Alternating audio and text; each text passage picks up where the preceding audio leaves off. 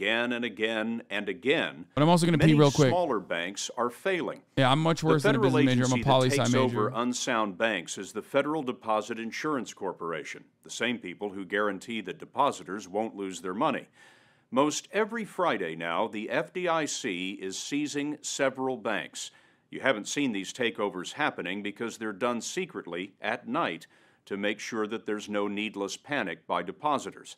But last week, we were given extraordinary access to one of these operations because the FDIC wants you to see what happens to your money when your bank has failed.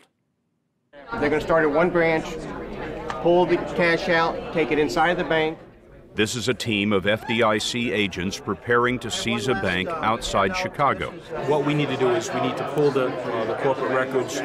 They've checked into this hotel under a fictitious name, CB and Associates. To prevent a run on the bank, they don't want anyone to know who they are or why they're here. You all know that this is for the closing of Heritage Community Bank. Cheryl Bates and Arthur Cook are in charge of the operation that has been given the code name Happy. Strange, considering what they're about to do. Do not discuss outside of this room what is going on, what we're here for. They're here to seize all 5 branches of Heritage Community Bank, a 40-year-old local bank providing savings, student loans, mortgages, and checking. But like so many others recently, Heritage made ruinous bets on real estate. Sheila Bair is chairman of the FDIC. How many banks failed last year?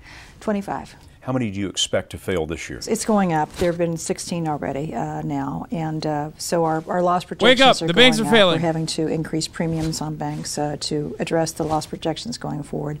It's a very distressed environment right now. I wonder if you have a number in mind of how much the FDIC is prepared to pay for bank failures in 2009. Well, we make a 5-year projection that for the next 5 years we project over $65 billion on bank closings. $65 billion? $65 billion. Some of that was about to be spent on the imminent failure of Heritage Community Bank. It held 12,000 deposits totaling more than $200 million. The FDIC team waited for the last customer to leave. Cheryl Bates prepared to go in. What sorts of specialists do you have on this team? We have accountants, we have asset specialists who specialize in loans, we have people who specialize in just the physical facilities, and we have a group of investigators that come in and do a review on the reasons for the bank failure. Really, your whole team could come in and run the bank? Yes. 4 months ago, the FDIC in state of Illinois ordered the bank to stop risky lending and raise cash. But Heritage couldn't find new investors. The night of February 27th, no one at the bank knew that the end was minutes away. The FDIC walked into all 5 branches at once. The chief executive, John Saphir, was told that the bank that was his life's work was no longer his. We waited outside as they delivered the news to the employees. With Heritage Bank, your pay stopped at 6 p.m. At 6:01, you went on a pay which was paid by the FDIC. Unused vacation time, you will be paid for it. You will not lose it. In that moment, Operation Happy looked pretty grim. Correct, because I would say... Dude, there's something I absolutely love about just fucking government bureaucrats coming in and going, hey, we seized the bank, we're still going to pay you, we're from the government, and we're here to help. It's like the exact opposite of what, like, dumbass, dumbass fucking Reaganite Republicans believe is the wrong thing. But, like, so much of what you take for granted would simply just fall apart if fucking guys like this didn't exist, okay? I love that shit. Say a large majority of the employees don't know that the bank is in trouble and that it's about to close. We want it to be as seamless as possible for your depositors, so no depositor loses any money at all. And they reacted somewhat with dismay and shock that we were there. And it is a very trying period for them. So it is an end to that whole chapter of their lives. When we walk in, we appear to be the bad guys. I mean, some of those people have been there more than 20 years. And those are the ones who take it the hardest, because they feel that they have put their life into it and now it's no longer there. Make sure that no one comes in without FDIC badges. The employees now work for the FDIC. A public notice went up, and that was the signal to a team of nearly 80 people to take over the bank. They took control of the bank website and added a notice that all deposits were safe. The beauty of it is you don't even know about it. You like barely are aware of it. It happens literally over the weekend, over the course of fucking one weekend, just like it did with SVB, and your bank account doesn't change, the money there doesn't change, and you can just go out and like take the money out perfectly and with ease. Then they started an inventory of all the assets and liabilities. What's happening right now? We're getting the bank personnel assigned with their FDIC counterparts. The accounting people are meeting with our accounting managers, and then we have an investigations group that comes in and does a review of the bank. They broke the news to the media and prepared to reopen the bank Saturday morning, as usual. What do you expect from the customers? I think the customers some of them will come in with a sense of fear. Fear created the FDIC in 1933, after the Depression set off panics that wiped out even healthy banks. We've been around for 75 years. Nobody's ever lost a penny of insured deposits. No depositor has ever lost a penny since the FDIC come on, went into business. That's right, of insured deposits. And these pieces of shit have the audacity to say the fucking federal government doesn't work. It doesn't work. It doesn't work. It doesn't work. There's nothing that is as successful. Sorry, not to fucking glaze up the government as much, but like, goddamn, dude. Absolutely right, which is why you need to make sure you're below the insured deposit limits. But no one's ever lost a penny. And the insured deposit limit is what? Right now it's $250,000. That's the base limit. When the FDIC comes in and makes depositors whole at a bank that has failed, is that tax money? No, it is money from our reserves, and we are funded by insurance premiums that are assessed on banks. So no, it is not taxpayer money. FDIC Chairman Sheila Bair is a former Treasury official and professor of finance who's written children's books on the wisdom of saving. Maybe some of the CEOs on Wall Street should have read the children's books. Maybe so. Maybe so. Bair warned 2 years ago that bad mortgages threatened the financial system. Now she's managing the biggest bank failures in years, including the collapse of Washington Mutual and last summer's sudden failure of IndyMac in California. We were told we would get in. Stay open an extra hour! When IndyMac failed, you were watching these scenes on television of people lining up outside the bank like it was 1932. Yes, it was. What did you think of that? So I think people just forgot that banks do fail and how the FDIC works. Their money was safe. It was safe. It was probably the safest place in the world to have your money because we were operating the institution at that point. What sort of hit was that on your balance sheet? I think we ended up it was over $9 billion for a $33 billion. Yes, it was very stiff. The question becomes, how many times can the FDIC do that? I've got Bank of America. That shit can't fail, right, brother? If Bank of America fails, it's over. Like that's kind of the way I see it. Like it can.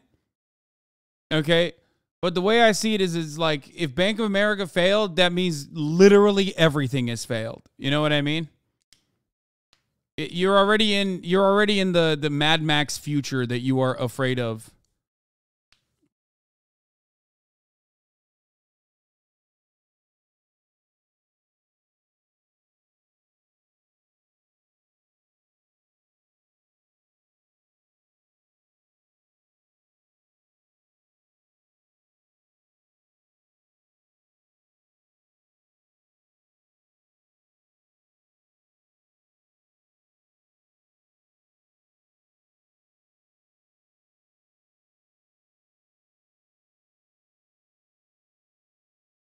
Anyway.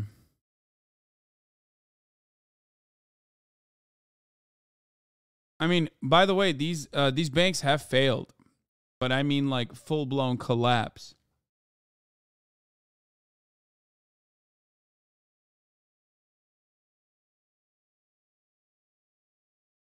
Do you keep all your money in banks? It's easier to do it in stocks? Yeah, well.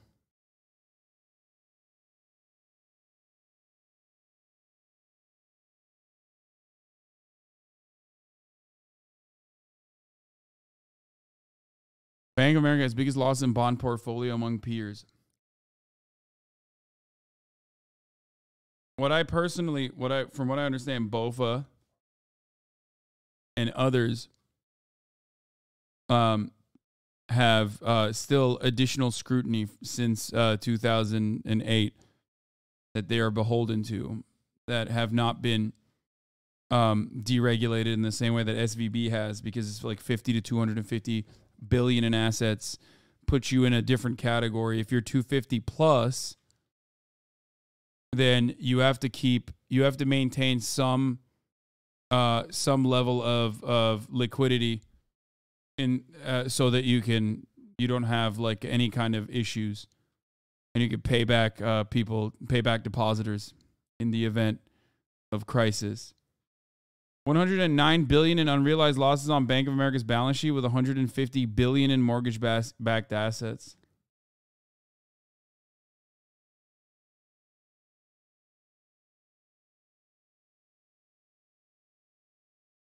BOFA also funds pipelines in Cop City, so there's that. I mean, yeah. Yeah, they do that. They do everything. Of course they do. They're a bank. What don't they fund?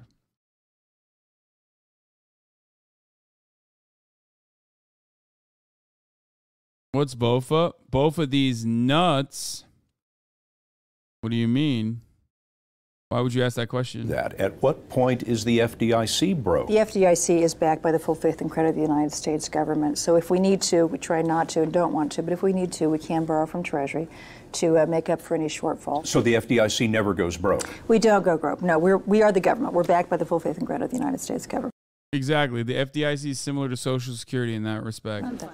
But customers at the former Heritage Community Bank outside Chicago weren't so sure about the safety of their money.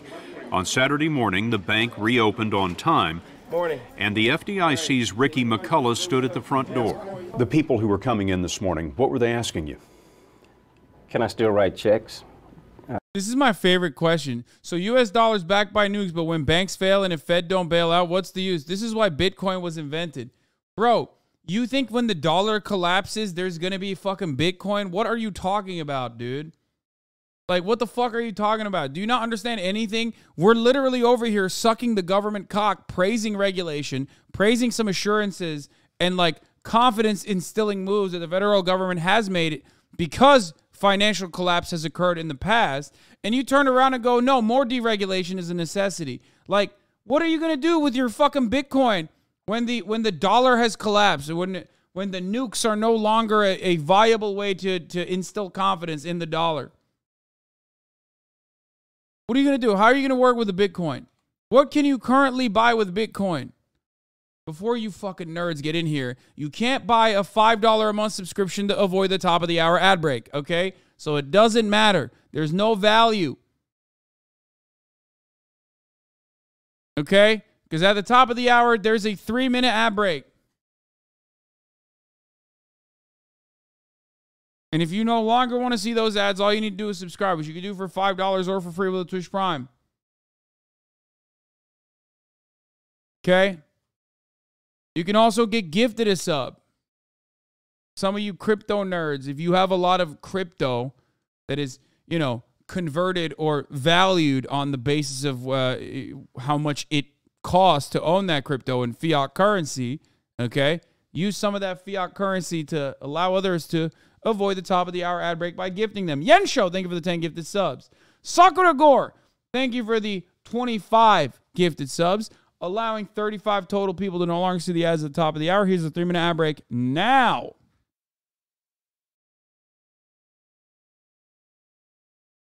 People be like, Bitcoin is not backed by fiat currency, sir. It's decentralized.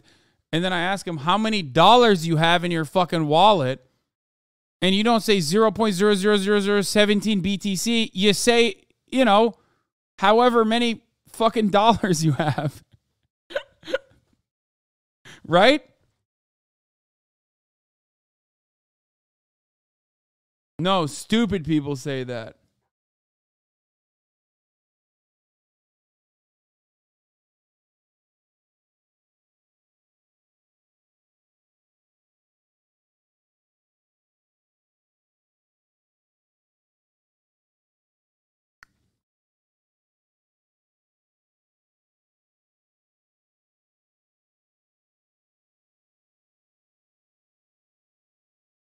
Motherfuckers are going to be running around in a post-apocalyptic universe. Motherfuckers are going to be running around in a post-apocalyptic universe being like, in my USB, which I can't currently plug into a computer because, unfortunately, the electricity grid is off. I promise you, I have 0.17 BTC. Trust me. Can you please become my private security? I will pay you. 9.12. Let's fucking go, dude. I will trade you 1 slurp juice for an iodine tablet, sir. Can I get one of those suck straws, please? I have now realized that my slurp juices are no longer viable on my apes. All my apes gone. I need a real slurp juice, as in one of those suck straws that clean the water automatically. Can I access my safe deposit box? Can I use my ATM machine? And to all of those questions, you answered what? Yes. Customer Bill Hess showed up on a mission with an empty briefcase. He intended... Yeah, advocating for crypto when the FDX and SVB failed back-to-back, but the people with money in FDX are just fucked while the depositors at SVB are already got their money back is pretty funny considering... funny position to take considering... Additionally funny when you consider that, like, we are currently watching the government protocol set in place to ensure the depositors are safe. Like, and these motherfuckers are still turning around and be like, no, crypto's better.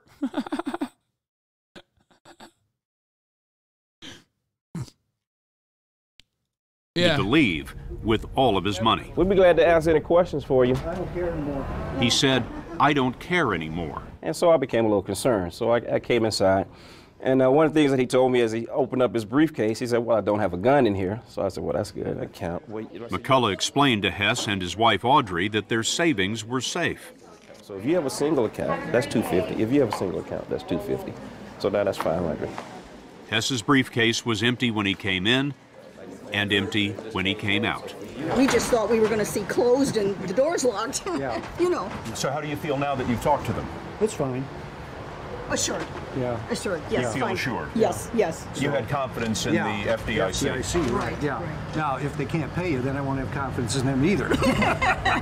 One customer did take most of her money out, but for many, their concern was for the bank employees. I hope you all stay, and I hope they don't let anybody go. We're fine. Good. You just keep coming. Bitcoin doesn't fail, Bozo. Yes, it can only just be devalued. Technically, it's still not a failure, even if it's valued at $0. Back to see us. There are 3 ways the FDIC takes over a bank. It can close it and pay off depositors, run the bank itself, or more often, it'll try to find a buyer. We do have bids from 5 different parties. A few days before the takeover of Heritage Community Bank, we were at the FDIC office in Dallas, where they were holding a secret online auction in hopes of finding a buyer for Heritage. I wanted to congratulate you. We've chosen to accept one of your 3 bids. The winner was MB Financial, a $9 billion Chicago bank. The night of the takeover, all of Heritage Community's branches became MB banks. Mitchell Feiger is MB's CEO. It's almost as if nothing had happened. Almost nothing did happen. It's the same products, it's the same services, it's the same people taking care of the same customers. It was a sweet deal for Feiger. The FDIC paid MB Financial $3.5 million. MB got all of the deposits, customers, and loans. If some of those loans go bad in the future, the FDIC will pick up at least 80% of the losses. We won. Don't these takeovers drive towards a monopoly? A little bit, but also what they should do is instead, you know, have the government own them. If I were to do that, that's what I would do instead of selling it off to another bank to turn it into another like regional bank. The scary and concerning thing about the situation isn't that banks can fail. It's the sheer number of people that don't even know the FDIC exists, let alone what it does. Good Lord, you have no idea, lol. That makes the bank run potential much higher. We need better public visibilities for critical agencies like this, or in a few years, we're going to have tech bros trying to disrupt and deregulate aviation and shit, and then we're all fucked.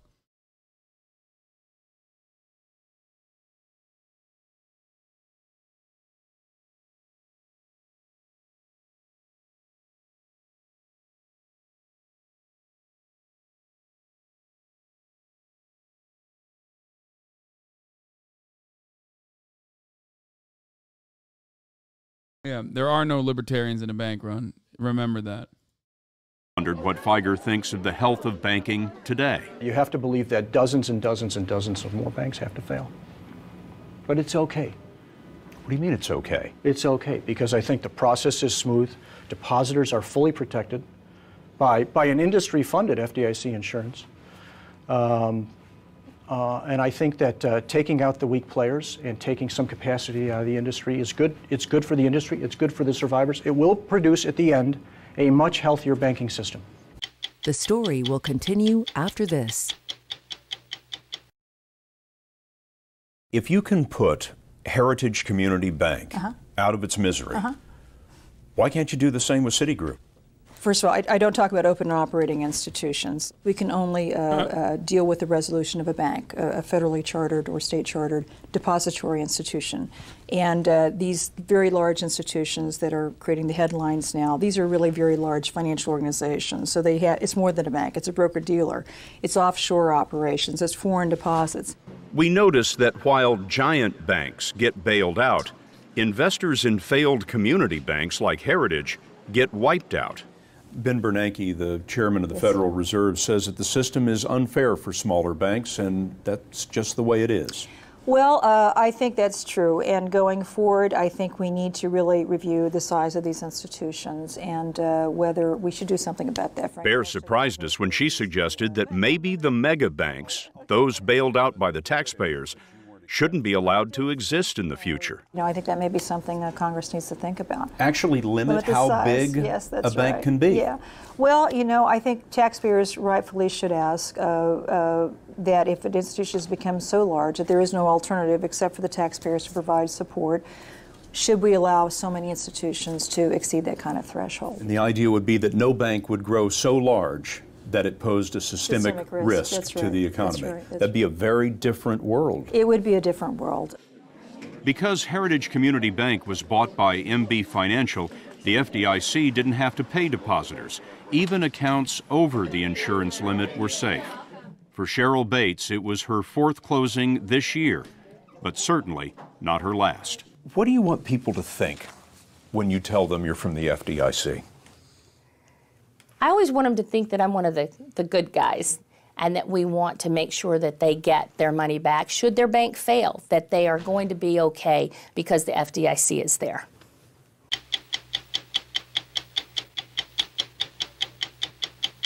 The FDIC quite literally is I'm here from the government and I'm here to help in action.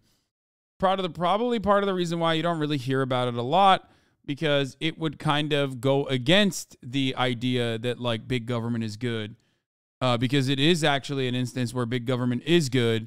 So Republicans don't want you to know about it. Capital owners don't want you to hear about it.